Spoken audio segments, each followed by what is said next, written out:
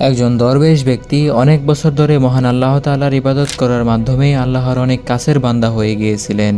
শয়তান তাকে দেখে হিংসায় জ্বলতে লাগলো। শয়তান নানান ধরনের ফন্দি আঁটতে লাগলো কিভাবে তাকে আল্লাহ তাআলা থেকে দূরে সরানো যায়। শয়তান প্রথমেই তাকে সরাসরি পাপ কাজে জড়ানোর জন্য চেষ্টা করলেন, কিন্তু তাতে কোনো লাভ হলো না। কারণ সাধু ছিল অনেক ধার্মিক এবং আল্লাহ ভীরু। সে সবসময় আল্লাহকে স্মরণ করত, আল্লাহকে ভয় করত।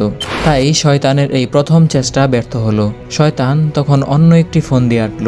সে সাধুর মনে অহংকার ঢুকিয়ে দিল। শয়তান সাধুকে এসে বলতে লাগলো, তুমি এত বেশি ইবাদত করছো, মানুষজন দেখো তোমাকে কত শ্রদ্ধা করে, চারদিকে তোমার অনেক নাম ছড়িয়ে গেছে, নিশ্চয় তুমি বেহেশতে যাওয়ার জন্য নির্বাচিত হয়েছ।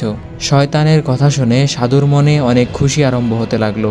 তখন দরবেশ ধীরে ধীরে অহংকারে ডুবে গেল আর মনে করতে লাগলো, সত্যিই তো তিনি সবার থেকে কত ভালো। তিনি আল্লাহর অনেক ইবাদত করেন, মানুষজন তাকে অনেক সম্মান করে। এভাবেই তার মন অহংকারে ভরে উঠল। তিনি ইবাদতে আর মনোযোগ দিতে পারলেন না। মানুষের সাথেও তার ব্যবহারের পরিবর্তন হয়ে গেল। সে সকলের সাথে অহংকার নিয়ে কথা বলা শুরু করলো। এভাবেই সে আল্লাহ তাআলা থেকে আস্তে আস্তে দূরে সরে গেল। তার ইবাদতে আর কোনো মন বসল না।